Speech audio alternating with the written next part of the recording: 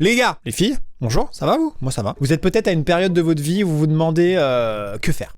Alors, globalement, toutes les périodes de la vie, on se demande que faire, je sais. C'était pas très précis mon idée. Allez, vous êtes peut-être à une période de votre vie où vous vous demandez quoi faire d'un point de vue orientation professionnelle. Peut-être que vous êtes au lycée, à la fac ou quoi. Bref, eh bien, tenez-vous bien, vous êtes pile sur la mauvaise vidéo. C'est pas ça qu'il faut regarder. Non, faut pas regarder ça. Pour votre futur professionnel...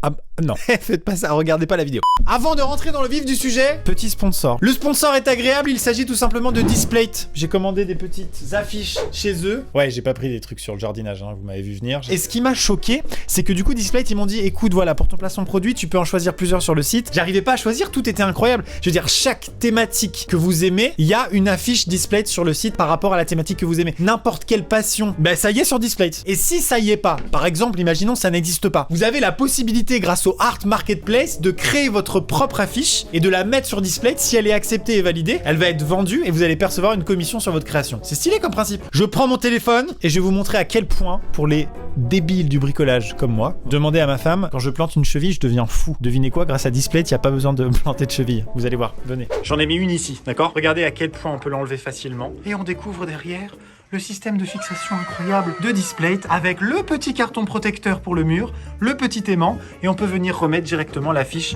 de manière aimantée. Bon, d'habitude, il y a un code promo. Là, c'est simple. Le lien dans la description qui est tout en haut, il active directement la réduction. En fonction du nombre d'affiches que vous achetez, eh bien, vous avez une réduction qui augmente au fur et à mesure, bien évidemment. Merci infiniment à Displate d'avoir sponsorisé cette vidéo. On continue. On va regarder les métiers qui vous conduiront assurément au décès. C'est des métiers en soirée mondaine. On est content de dire, oui, effectivement, je suis ingénieur aérospatial grutier, c'est-à-dire qu'en fait, on me balance toute la journée sur un espèce de gros bras articulé et on me trempe dans des bains d'acide. Mais pourquoi tu fais ça? Tu te fais super mal, t'as la peau toute cloquée, enfin. Bon, ce genre de métier. Je suis pas sûr qu'il existe là, cet exemple-là. Mais en tout cas, je vous propose de plonger dans le monde merveilleux des métiers les plus dangereux du monde. Voilà, c'est parti, je sais pas ce qu'on va regarder, mais c'est des trucs dangereux et stylés. Let's go! Alors je suis très déçu du premier, parce que bûcheron et lagueur, bon bah oui c'est un métier stylé, plutôt outdoor, comme on dit. Non. Mais est-ce que vraiment c'est si impressionnant que ça? Je ne sais pas. Bon allez, regardons la vidéo. Ah ouais, il est très très haut cet arbre en vrai. Il va lui arriver une merde, non? Non, en fait cette vidéo, il arrive pas de merde, hein, c'est juste...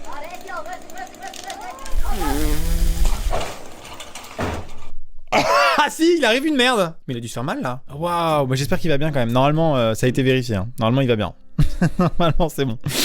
Il est pas complètement mort. Mais j'ai pas l'impression que c'était vraiment le métier du gars, quoi. J'ai l'impression qu'il s'est un peu improvisé. Il a regardé sur YouTube un DIY comment couper un arbre de 70 mètres. Puis il l'a fait, quoi. T'es pas professionnel, mec. C'est évident qu'il y a un truc à connaître, quoi. Dans la pratique, là. Fallait te former avant. Bûcheron et lagueur, mon cul. Jean-Michel du dimanche, oui. Il m'a énervé. Il a cherché la merde. Franchement, je suis désolé. Mais les gens qui se font mal, je suis désolé pour eux déjà. Je leur souhaite pas qu'il leur arrive du mal. Mais il y a des gens, ils l'ont cherché, quoi. Comme tout le monde, hein, je vois des vidéos sur internet, des gens se font vraiment très mal. Voire, ils se tuent, hein. Mais des fois, j'arrive pas à avoir de la compassion parce que mec, tu l'as cherché aussi. Pourquoi tu nages dans de l'acide chlorhydrique aussi? On te dit de pas le faire. Bah oui, t'as mal, bah oui, ça brûle évidemment. Suivant.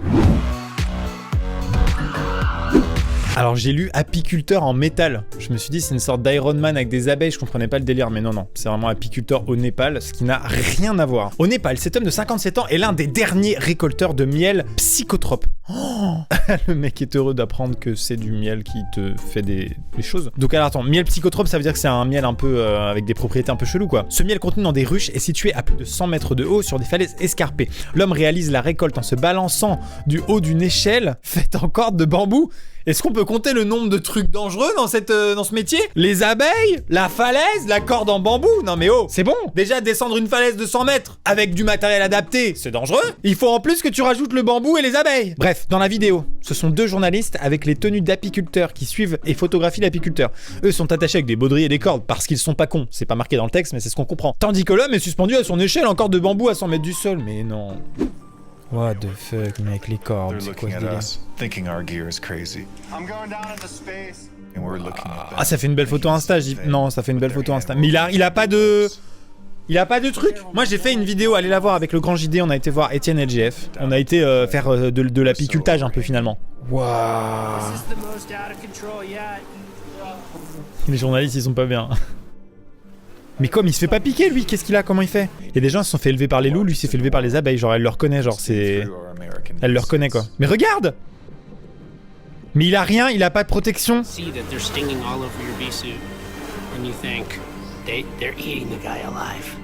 Mais oui, c'est ça. Le gars en train de se faire manger vivant sur une corde de bambou, suspendu à 100 mètres du sol. C'est quoi ce métier complètement insane? Donc voilà, bah, si vous avez des problèmes d'orientation, vous savez pas quoi faire de votre vie, il y a ça, si jamais. Il doit y avoir une formation, je t'imagine au Pérou, il doit y avoir une école, où le matin t'as des cours d'escalade, de cours de rappel, de spéléologie, puis l'après-midi de comment faire du miel. Ah bah non, mais là, vous aurez pas de problème de routine, hein, c'est sûr. Suivant. Cascadeur, mais ouais, tout simple en fait. Ok, donc c'est un cascadeur qui a bossé sur le film Assassin's Creed et qui doit tourner une scène où il doit sauter, il doit faire une chute de 38 mètres qui normalement est réalisée avec du numérique, sauf que là il le fait vraiment. Donc il saute de 38 mètres de haut et il a que 10 mètres sur 10 mètres pour atterrir. 83 km/h. Ah ouais, c'est vraiment... What? C'est vraiment le saut, le fameux saut quoi. Le fameux saut des assassins dans la paille, sauf que là c'est pas de la paille, c'est du plastique mais... Ça y est, il saute à 38 mètres. C'est-à-dire qu'en plus de devoir sauter, il doit le faire bien parce qu'il est filmé, quoi. On l'a refait! Oh non, les gars! Waouh! Ah ouais, c'est chaud. What the fuck? Il est mort, mais on l'a! Ah ouais, là, tu regardes son regard. Vous savez ce qu'il y a dans son regard? Il regarde le réalisateur et il dit: elle est bonne, hein? On la refait pas, là. C'est sûr, hein? Comment ça, la carte SD était pas mise? Quoi? Suivant! Journaliste en zone de conflit, ça, parmi les métiers dangereux, vraiment ça me fascine. Les reporters de guerre, c'est incroyable. Ok, donc là c'est Nick Patton Walsh, un reporter de guerre de CNN, et il lui arrive ça. Oh. Il continue de faire son taf. Il vient de se faire tirer dessus, il vient de se baisser, il continue de faire son taf.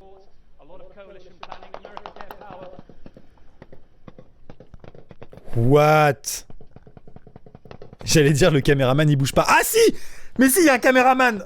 Oh, il est chaud! Je croyais que c'est... Je me suis dit, il n'y a pas de caméraman et c'est sur un plan fixe, tu vois, c'est sur un trépied, genre. Non, il y avait un caméraman qui était là, genre, qu'est-ce qu'il y a? Pourquoi tu te baisses? On te voit plus là? T'as peur en fait? Parce que je peux le faire, moi, le récit s'il faut, hein. D'accord, hein. Parce qu'on n'est pas là pour. On est reporter de guerre à la base, donc moi je filme. Dans ce genre de délire, je vous conseille une chaîne. Elle est géniale, ok? C'est le genre de chaîne où tu arrives quand tu t'es bien perdu sur YouTube, mais c'est Cyril Choquet, ok? Et Cyril Choquet, en gros, il est à la recherche d'animaux hyper rares, des gros poissons, des animaux, des poissons préhistoriques, etc. Et il y en a un où il se fait pourchasser par des éléphants, je vous la mets en description, elle est incroyable. Et du coup, ils se font charger par des éléphants dans la vidéo et le caméraman il continue de filmer. Voilà, c'est cette vidéo là, elle est complètement folle. Je vous mets un petit extrait, c'est cadeau. Regardez-moi ça. Il est sérieux lui. Regardez, il se fait charger par un éléphant, il court, le caméraman il filme et il filme bien en plus. What the fuck? Non mais s'il te plaît. Non mais baisse caméraman, je suis désolé, ça m'a choqué cette scène. Allez voir la vidéo, elle est dans la description, abonnez-vous à Cyril Choquet, c'est énorme. Lui aussi il fait un métier dangereux, Cyril Choquet. Oh là là, mais ça c'est un métier qu'on a autour de nous, vraiment. Hein. Oh, c'est stylé. Ah, c'est hyper stylé comme métier. La putain de vue. J'avoue mec, c'est incroyable. Mec, si t'as oublié ton tournevis, c'est chiant. Je te le dis, c'est chiant. J'espère que tu l'as pris, quoi. C'est là, tu m'as l'air un peu paniqué dans ta sacoche, j'espère que t'as pris le bon, go. Guide de haute montagne, alpiniste. Ok, simple, efficace. Ce serait bien d'avoir un double métier. Tu vois, genre un métier très calme. Moi, j'adore les gars qui ont plusieurs vies, vraiment. Genre, prêtre, sapeur-pompier. Je sais pas, je viens de l'inventer, ok? J'ai vu un reportage l'autre jour, le gars, il est arbitre de Ligue 1, maître de conférence, je sais plus quoi, genre, ça s'arrête jamais, c'est genre, pilote de chasse, c'est genre, arrête-toi, enfin, qu'est-ce que t'as fait? T'as fait des études jusqu'à 45 ans et... Bah, c'est obligé, quand t'as autant de métiers de ouf, t'as passé ta vie à faire des études avant d'exercer, c'est pas possible. Là, c'est pareil, hein. Si tu te fais mal, pour moi, tu l'as choisi, hein. Fallait pas faire ça. Ok, donc là, ils sont sur une corniche, et puis il fait descendre les touristes, ils vont se faire bouffer, quoi. Oh, ah oui. Oh, c'est pas maintenant qu'il faut... Oh là là, le stress. Mike Horn m'a appris à faire ça. Je l'ai jamais appliqué, hein, parce que j'étais trop nul. Oh là là, le stress de glisser ici. Là, tu te dis, la meuf, elle va partir, mais genre dans le brouillard, genre fin. Genre, tu vas la voir comme ça disparaître.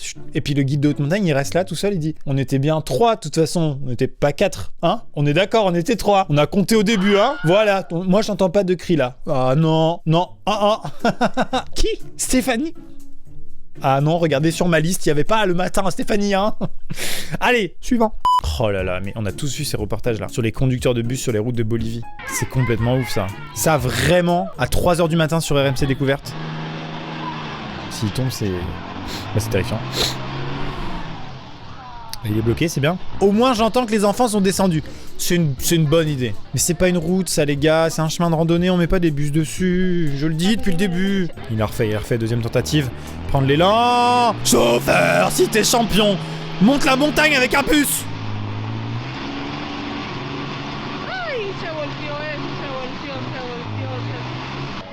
Non mais là j'arrive plus à parler en fait, j'ai trop peur qu'il tombe dans le trou là. Oh là là, ça passe. Et c'est... Ouf. Non, arrêtez, c'est incroyable. Incroyable. Voilà, donc ça c'est la ligne B. N'hésitez pas. Voilà, il y a un arrêt un peu plus loin. Hein. Tu checkes les horaires sur l'appli. Bah, elles sont pas très précises. Hein. C'est les horaires, mais il n'y a pas marqué le jour en fait, tu vois. Le bus arrive à 13h30, mais c'est dans le courant du mois de janvier à 13h30. Suivant. Zoologiste. C'est dangereux ça. Il murmure à l'oreille des lions. Ouais, mais aussi choisis ton animal. Tu pouvais pas faire ça avec les... Tu pouvais pas faire ça avec les chevaux. C'est bien les chevaux. Pourquoi faut forcément murmurer à l'oreille des lions, les gars? Tu provoques aussi. Mais quoi? S'il pète un plomb d'un coup, le lion, genre. S'il a décidé qu'en fait, il y avait moins de gazelles en ce moment, et que finalement, t'as l'air assez délicieux, qu'est-ce qui se passe? Marin, simple. Alors, ça dépend, marin, voilà, ça dépend. Si on est sur une balade de plaisance en bord de mer avec la famille, ou si on est sur un chalutier dans un ouragan force 12, bah c'est plutôt la deuxième du coup. Aïe aïe aïe. C'est énorme. J'aimerais trop faire... Vraiment, je vous le dis, j'ai déjà pensé plusieurs fois à faire des vidéos là-dedans, dans ces tempêtes-là, tu vois. Tu vas vlogger là sur le pont, genre « Waouh, les grosses vagues, lol !» Je pense qu'en réalité, je me vomirais dessus, et c'est ça le problème. C'est que je pense qu'une fois que t'es là-dessus, et que tu te dis « Oh, ce vlog, c'était une mauvaise idée, je me sens malade, on peut rentrer ?» Non, on ne peut pas. Et tu vas rester là pendant les 3 prochains jours. Et là, et vous allez trouver ça fou, mais il y a des gars, ils travaillent en haut de là de l'antenne, ils sont apiculteurs. Et rigole pas, je te jure, il y a des ruches là, et le gars il est suspendu, un Bolivien certainement. Il y a que les gens en Amérique du Sud qui font des doubles métiers complètement fous comme ça. Bon après il y a un autre gars, il est là, il est caissier, ça va, ça tangue un peu mais ça va. Oh là là là là, ça c'est l'apiculteur qui filme avec sa GoPro, la très grosse sa GoPro. Messieurs, dames, c'est la fin de cette vidéo sur les métiers dangereux. J'espère que ça vous a pas aidé dans votre orientation. Et on se dit tout simplement à bientôt pour une prochaine vidéo qui sera peut-être en extérieur, en intérieur, un vlog, je ne sais pas. Vous avez conscience que depuis 2012, cette chaîne n'a aucun sens. Hein. C'est ça qui est bien. C'est ça que j'aime bien, moi. Moi, personnellement, c'est ça qui me... Ah non, mais c'est ça qui me fait kiffer, moi. Ça n'a pas de sens. Je sais pas ce que ce sera la prochaine. Je sais même pas ce que c'était celle d'avant. On se dit à bientôt pour une prochaine vidéo. C'était MXM, Bouscavida. Et oui, bien sûr.